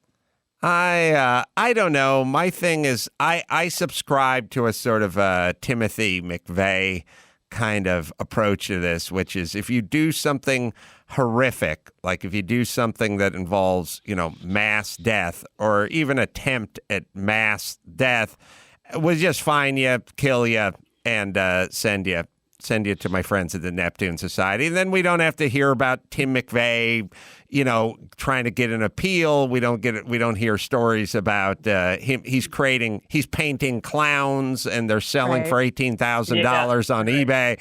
They're just gone. Like you blew up a federal building.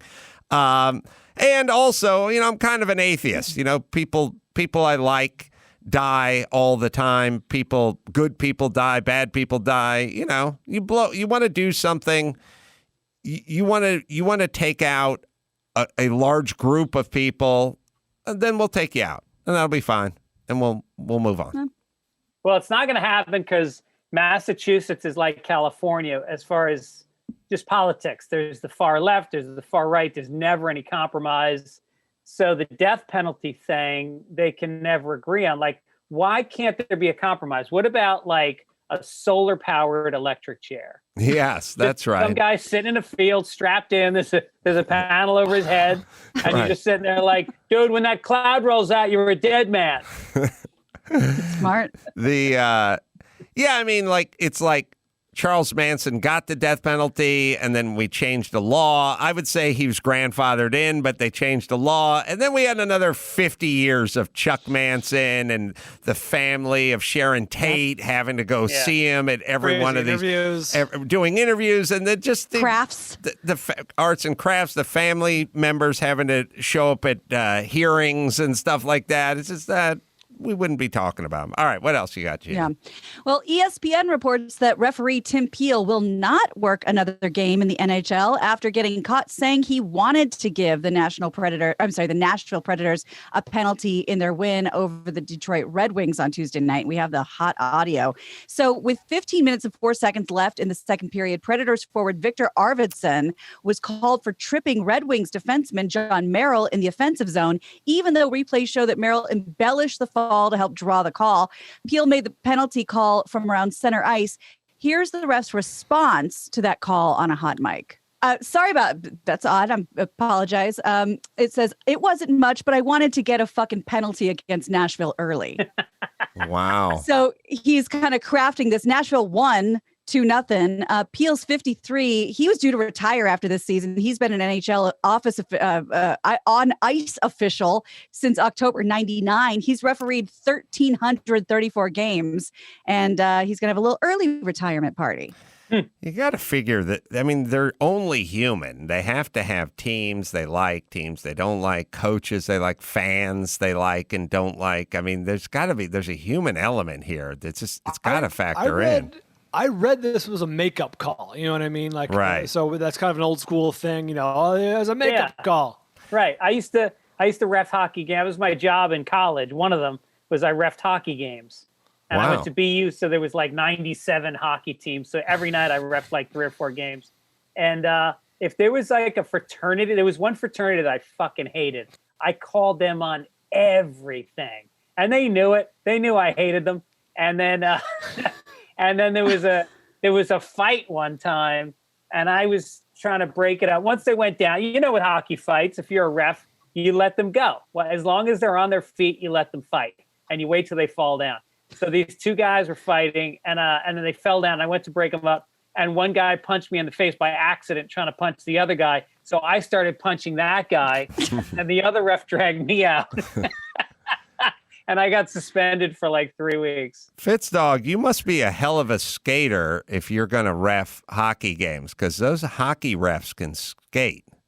Yeah, I grew up on a lake, so I skated all winter. Back before global warming, the lake used to freeze from like Thanksgiving until Easter, and we were out there like 8 hours a day just skating whenever we weren't in school. Because the hockey refs are the most impressive refs. I mean, if you think about the speed, they have to really almost play the game to be out there. It's damn impressive. I'm guessing hockey refs must have all played hockey.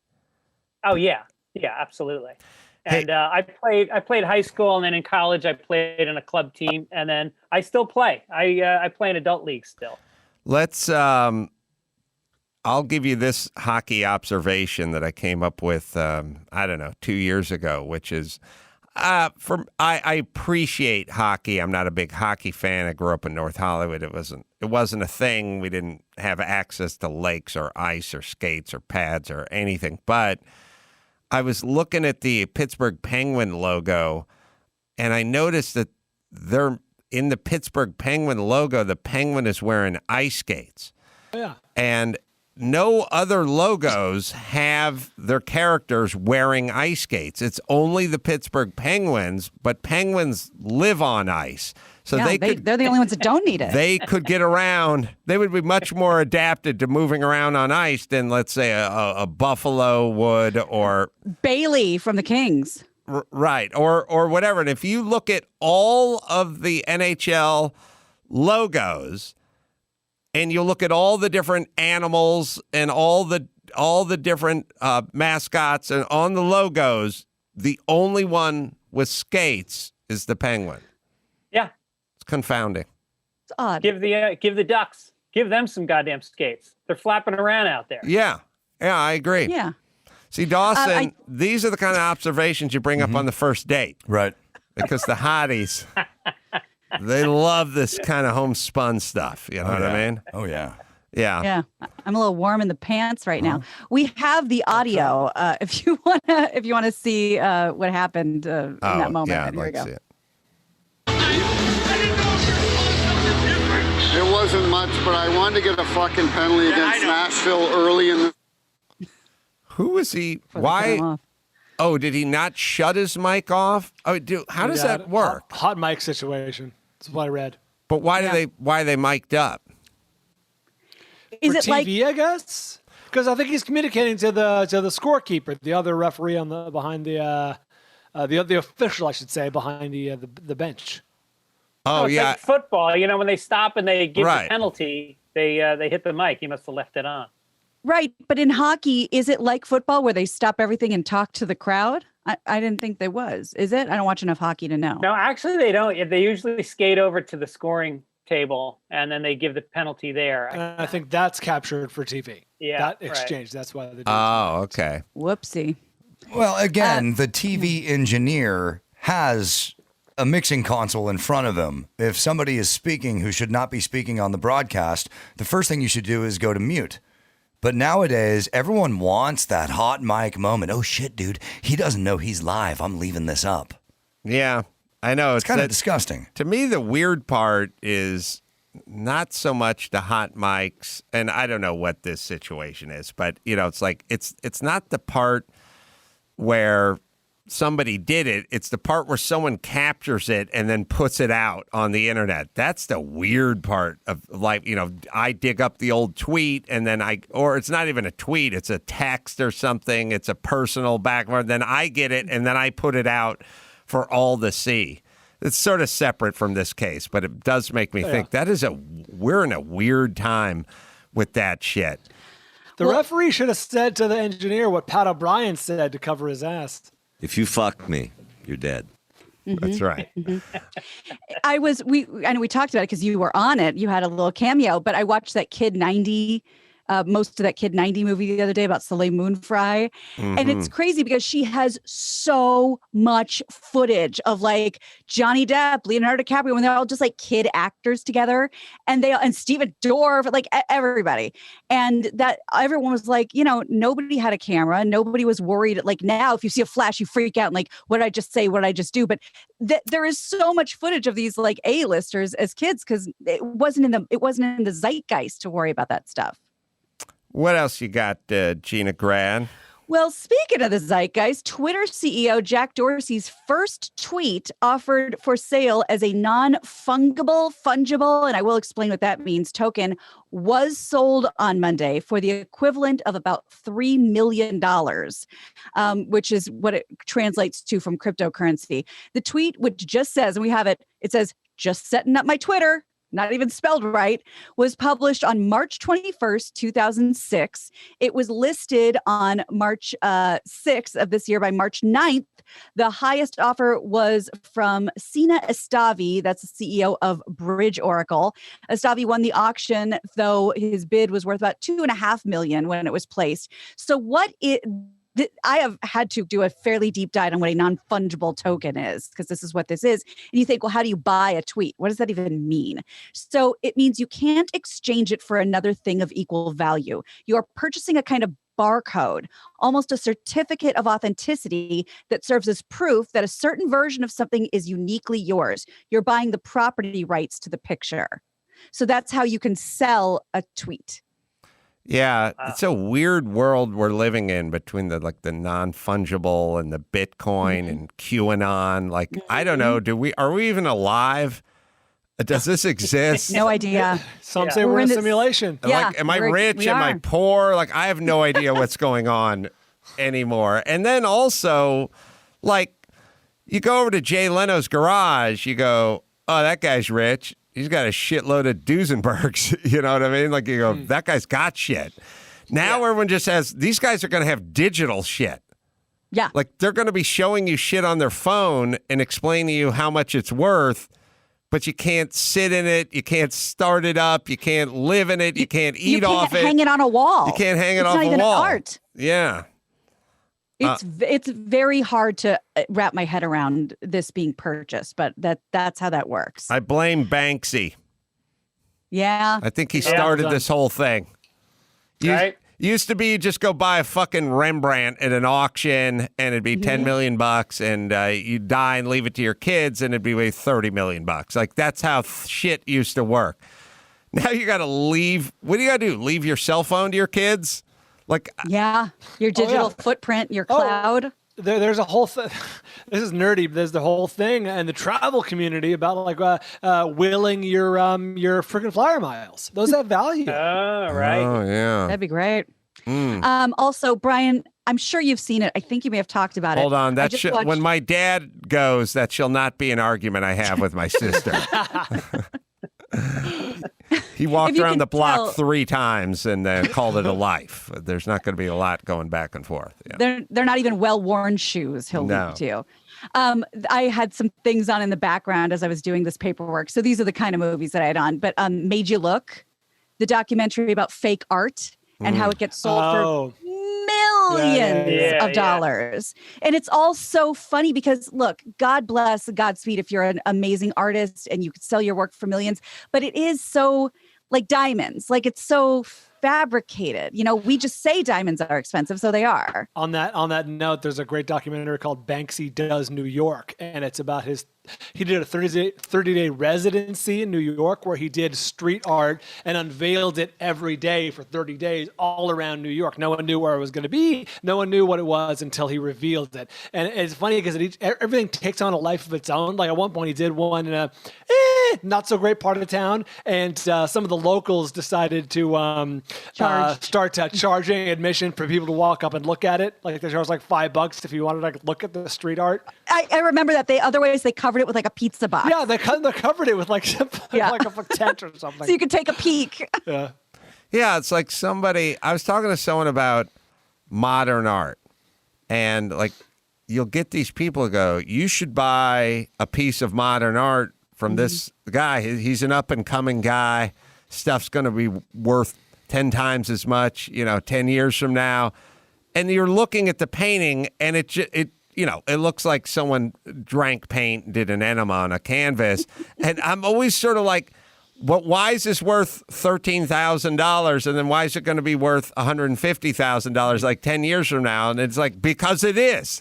It's value. Like, and to me, you don't really have that. I mean, I guess it's why I like cars or real estate or something like that. But the reality is if you did any of these other things other than cars and real estate, the non-fungible stuff or the modern art or the Banksy stuff or whatever, that shit's gone up way more than collectible cars or your house. Your house kind of, goes up year in and year out, then it dips and it goes up a little. But this stuff just, if you bought the right art, modern art, stuff where people were still alive, stuff that didn't look like anything you'd ever grown up appreciating in a museum, you'd be richer and shit right now. But who the hell knows what to get and what not to get? And then also I feel like, I don't know, what if the artist gets like Me Too'd or he goes the Bill Cosby road or something like this? Does that fuck up the value of your art? Because it doesn't have intrinsic value. There's nothing, it doesn't have any, it's worth $14 worth of materials. That's funny because it used to be you bought it because, this guy might die early and his stuff might be valuable or this woman or whatever. And now the opposite issue is like, fuck, this guy might get like Me Too'd. Yeah. Well, it's also like with Bitcoin, you've got people that bought 1,000 shares when it was worth $50 a share, not even 1,000, like 500, 300, and it's now worth like $100 million. And then that person lost their fucking password. We've done that story.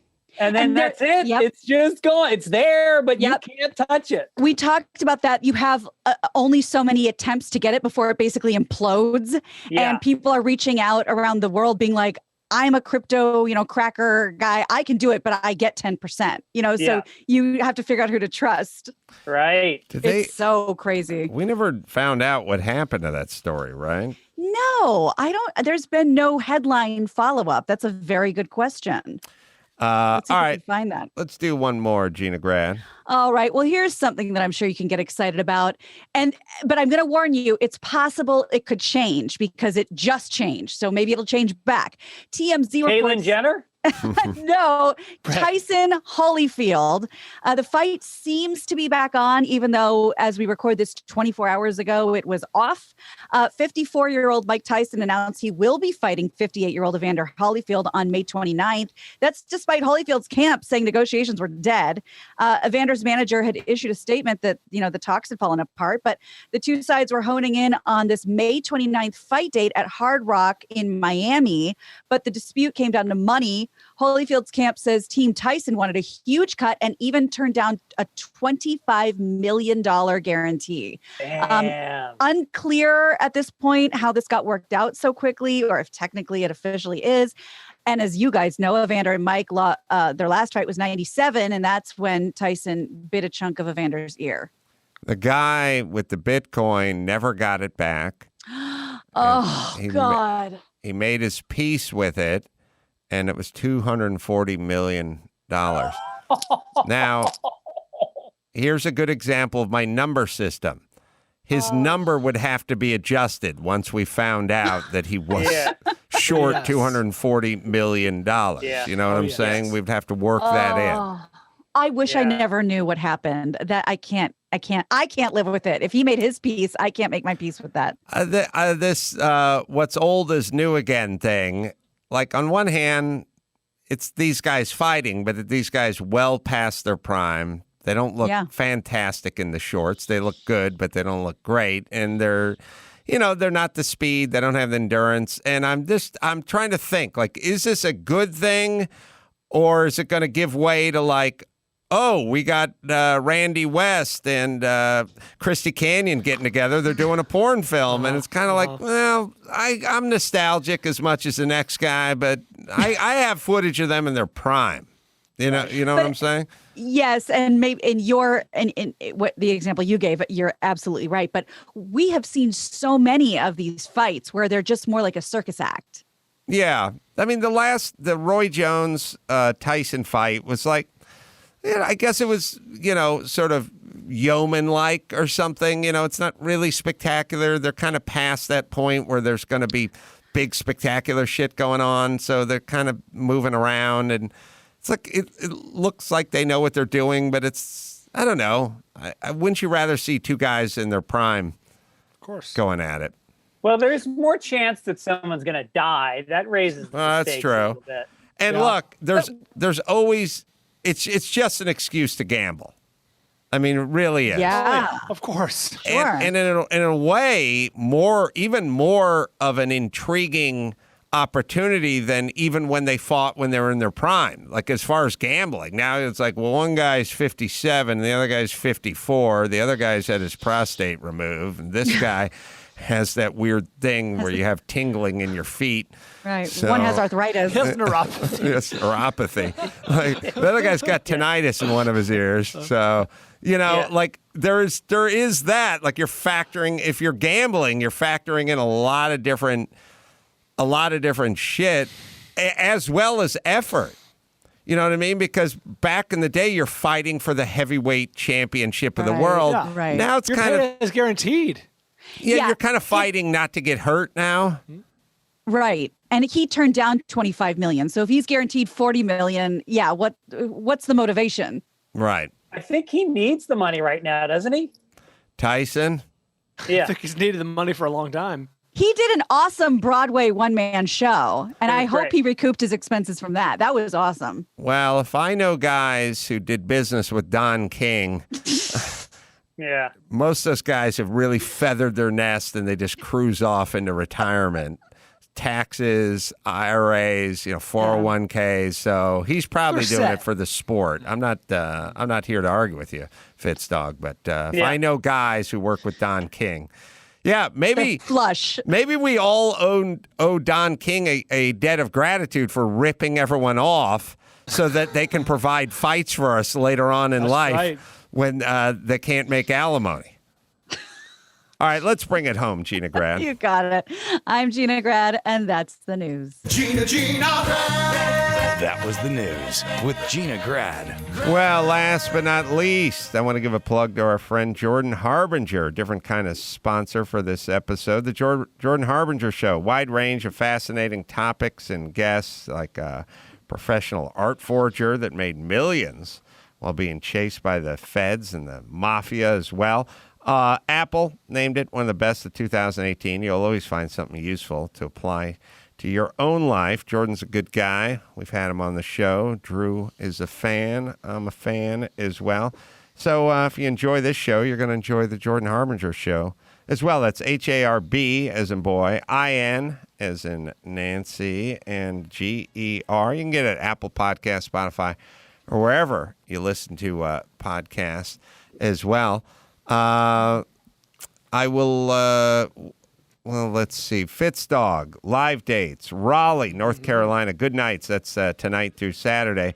We got Philly coming up, Helium. We got Kansas City, Missouri coming up. This is all mid-April, end of April. Go to fitzdog.com for tickets and see a professional work, baby. You go to AdamCarolla.com for all my live shows. And until next time, it's Adam for Gina and Bald and Fitzdog saying... Mahala.